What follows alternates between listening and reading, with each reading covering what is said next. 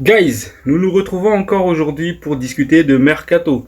Comme vous l'avez compris, j'ai mis beaucoup de temps avant de faire cette vidéo parce que j'étais parti faire mes collectes d'informations un peu partout. Et surtout, j'attendais encore la confirmation du contrat de Amad Diallo. Et dans cette vidéo, nous allons parler de différentes rumeurs. Encore une fois les gars, c'est des rumeurs. Rien n'est officiel, à part certains cas. Et on va parler notamment du cas Rashford, Amad Diallo et des différents potentiels transferts qui vont s'effectuer côté Manchester United.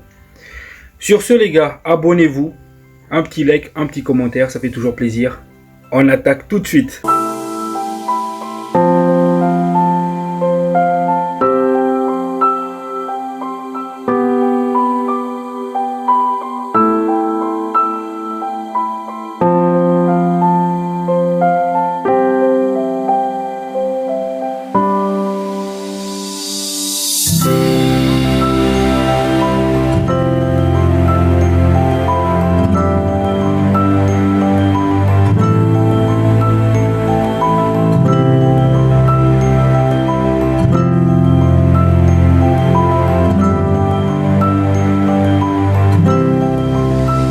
Guys, comment allez-vous? J'espère que tout va bien pour vous.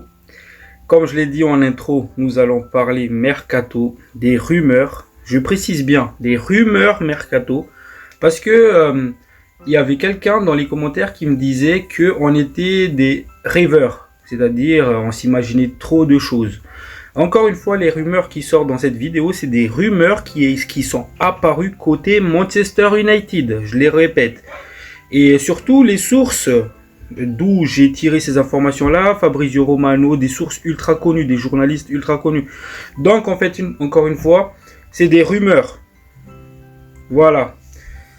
Et dans cette vidéo, du coup, on va d'abord commencer par parler du cas Amad Diallo. Comme je l'ai dit, Amad Diallo a prolongé. C'est bon, c'est officiel. Il a prolongé jusqu'en 2030. Donc, comme je l'ai dit, le contrat d'Amad Diallo va jusqu'en 2030 et il n'y a pas d'option supplémentaire dans son contrat. Et cette information a été confirmée par Fabrizio Romano. Maintenant, le salaire du joueur, je ne sais pas encore, on n'a pas encore les détails. Mais une fois qu'on aurait les détails, je vous en parlerai dans un prochain vidéo. Et aussi, il faut savoir aussi une chose aussi, c'est qu'il y avait des grands clubs qui ont essayé de contacter Amad Diallo pour le faire venir un potentiel transfert, etc. C'est Fabrizio Romano qui a confirmé cette rumeur-là, comme quoi il y avait des clubs qui le cherchaient, qui le voulaient. Donc, c'est une offerte. Fabrizio Romano, les gars, c'est quelqu'un de carré. C'est-à-dire, tout ce qu'il dit en général, c'est véridique. Donc, voilà. Maintenant, qui sont ces grands clubs-là? Ça, je sais pas. On n'a pas encore les détails. Mais heureusement que Ten Hag il est parti. Parce que s'il était encore là, Ten Hag, le joueur serait encore sur le banc de touche. Évidemment qu'il va chercher à partir si c'était le cas. Mais heureusement qu'il est parti. Et je suis très très content qu'il a prolongé parce que c'est clairement l'avenir du club. C'est un joueur prometteur. Il a 22 ans, il est technique, il est rapide, il est dribbleur, il a beaucoup de kick-foot, c'est un passeur. Il est tellement complet ce joueur-là. Maintenant, comme je l'ai dit, c'est encore un diamant brut. Il faut le polir, il faut l'affiner. Et il a en tout cas le potentiel pour devenir un très très grand joueur. Je vais pas dire du même calibre que Messi, etc. Mais il a le potentiel pour y arriver. Maintenant, est-ce que Ruben Amorim aurait les armes pour développer nos jeunes? Mais en tout cas, très très content par ça, par cette signature, cette prolongation de contrat. Amad Diallo, il a parlé pendant sa signature du contrat, il a dit qu'il était très très heureux d'être à Manchester United. Ça fait 4 ans qu'il est là, il a beaucoup progressé, le staff, les coachs l'ont aidé à se développer. Et il a passé des moments inoubliables, mais il y a encore à venir. Et il veut rentrer dans l'histoire du club de Manchester United. Et certes, la saison, elle n'est pas monstrueuse, mais il est confiant pour ce qui se passe en fait, pour ce qui va arriver dans le futur.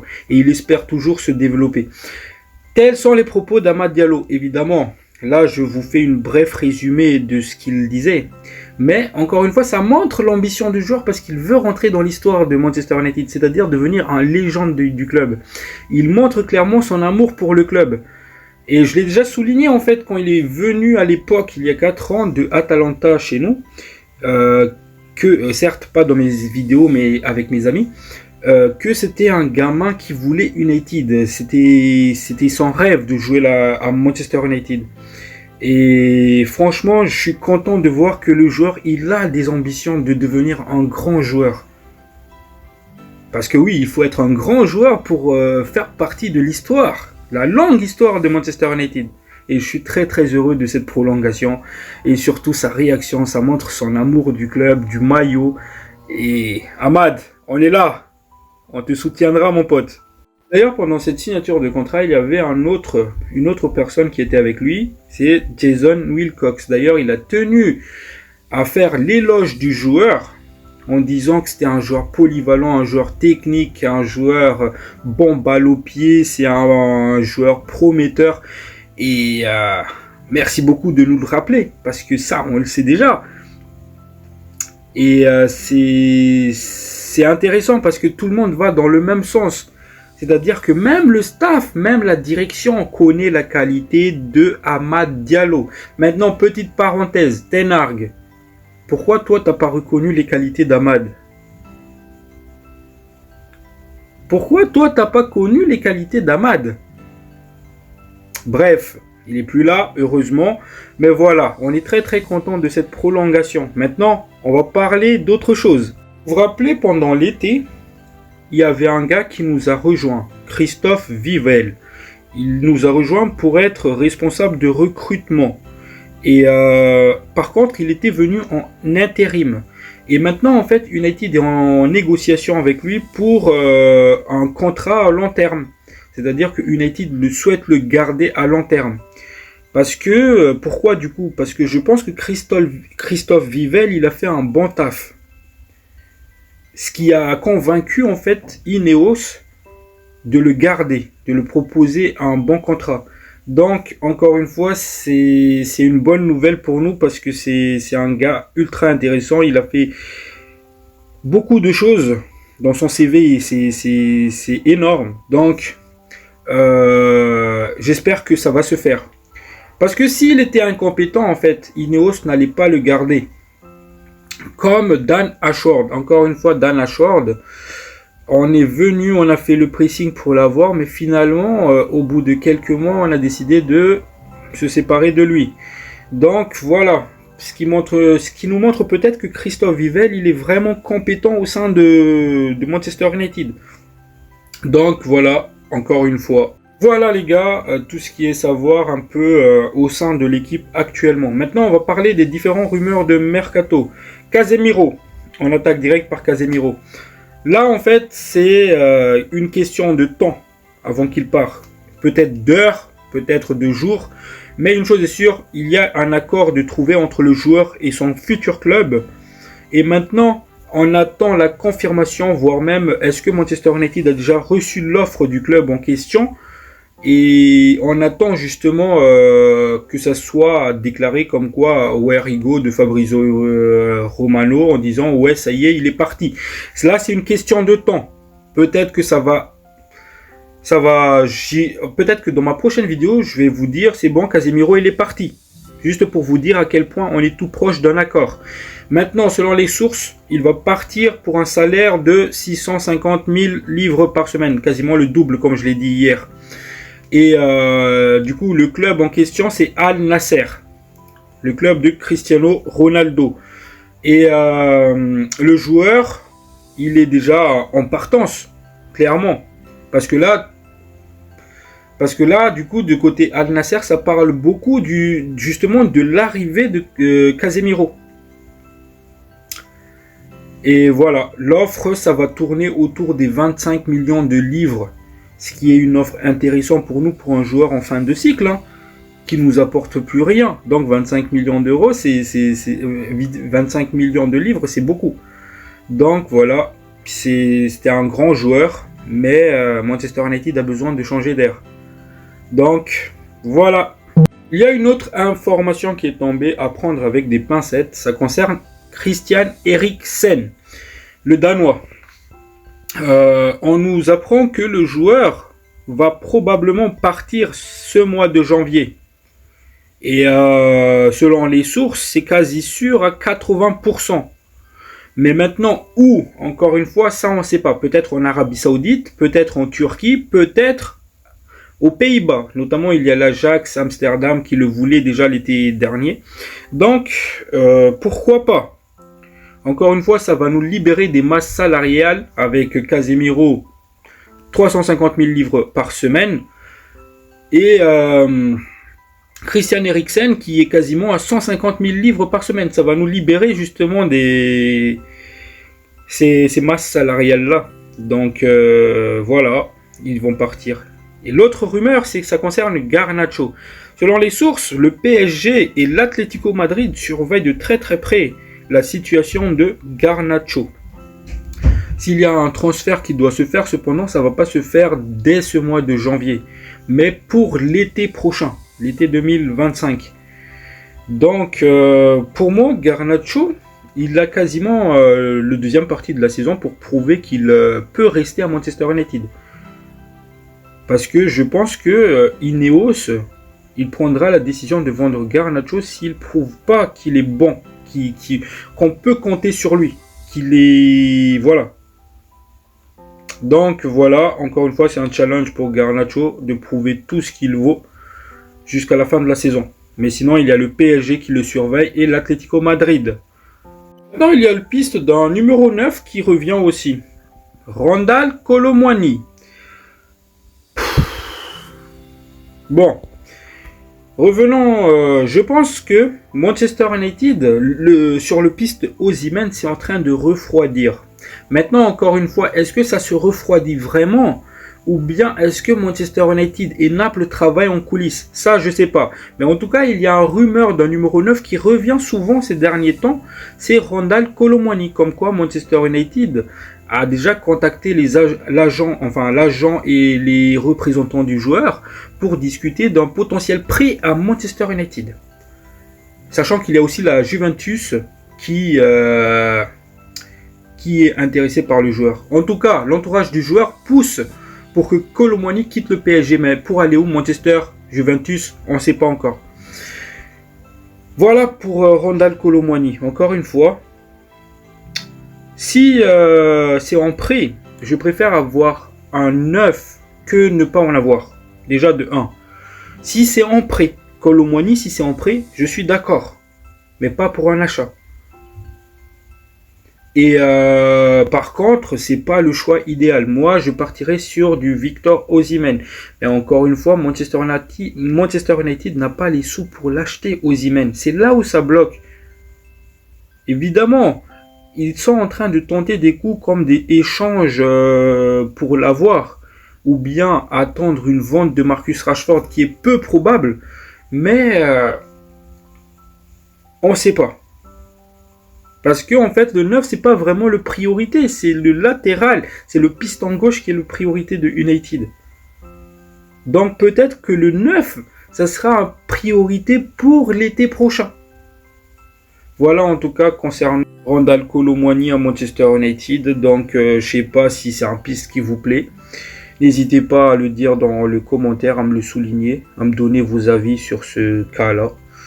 Moi, en tout cas, si c'est un prêt, ça ne me dérange pas. Je préfère l'avoir jusqu'à la fin de la saison que ne pas avoir du tout d'un numéro 9. À part Hollande au sein de l'équipe, quoi. Donc, voilà mon avis. Sinon, dans ce cas de figure d'un numéro 9, il y a Joe Hugill. Vous vous souvenez de cette numéro 9 qui sortait de notre académie?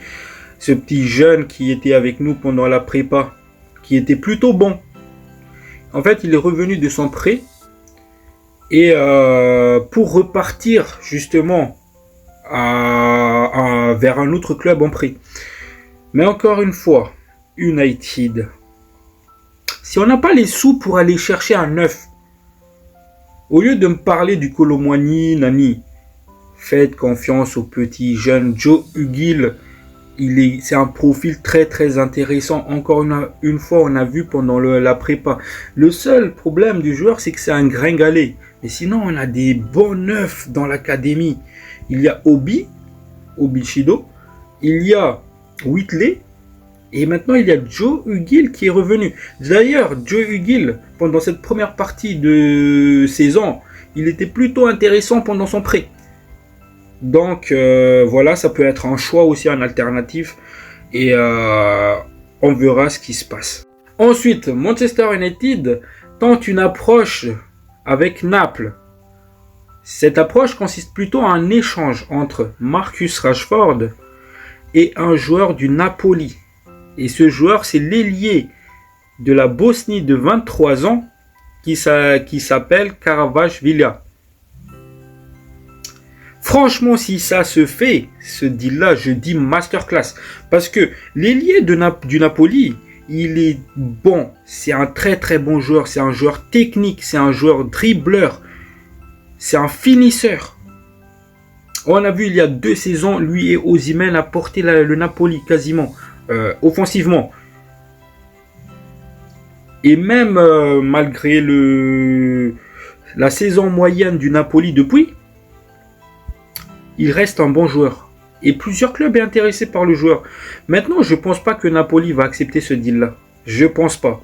Parce que c'est un des joueurs du Napoli justement qui coûte vraiment cher. C'est un des stars du Napoli.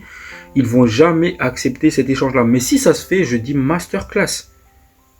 En tout cas, la rumeur, elle existe. Donc, je vous en fais part encore une fois. Et pour finir l'équipe, nous allons parler du cas Marcus Rashford. Apparemment, l'AC Milan ne veut pas payer plus de la moitié du salaire du joueur, ni même la moitié. C'est-à-dire, ils veulent clairement que Manchester United prend en charge la majorité du salaire du joueur. Et ce, c'est en prêt.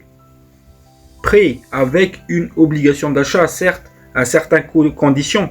Parce que, évidemment, Manchester United ne va jamais accepter juste un prêt. Ils vont forcément mettre des conditions d'obligation d'achat, comme ils ont fait à Sancho. Donc, voilà ce qu'on apprend du côté de l'AC Milan. Mais en tout cas, encore une fois, AC Milan, ça reste très très intéressé par Marcus Rashford. Maintenant, c'est une question comme un autre. Pourquoi Manchester United ne tente pas de faire un petit échange entre Leao et Marcus Rashford? Voilà, ça c'est une petite question que je me pose. Parce que Leao, c'est plutôt un bon joueur. Certes, il est irrégulier, mais ça reste un bon joueur. Certaines personnes vont me dire, oui, mais là, on revient un peu au même cas que Marcus Rashford, qui est irrégulier. Mais moi, je trouve que Leao, c'est plutôt un bon profil. Mais sinon aussi, il y a une autre équipe qui est rentrée dans la danse pour Marcus Rashford. Il y a comme en Serie A aussi, une petite club que Marcus Rashford a directement écarté. Parce qu'il veut clairement un club compétiteur. Du coup, il y a aussi West Ham qui a montré son intérêt. Maintenant, à savoir où va le joueur. Mais en tout cas, une chose est sûre, c'est que Rashford n'est pas un mauvais joueur. C'est un très très bon joueur. Le seul hic, c'est que c'est un joueur qui n'est jamais régulier. Sur plusieurs saisons en plus. Donc, voilà. Donc, j'ai fait un peu le tour de tous les rumeurs mercato qui est paru au jour d'aujourd'hui. J'espère que ça vous a plu. Si vous êtes toujours présent à l'heure actuelle, n'hésitez pas à vous abonner, un petit like, un petit commentaire. Ça fait toujours plaisir. Je vous remercie beaucoup. Ciao, ciao.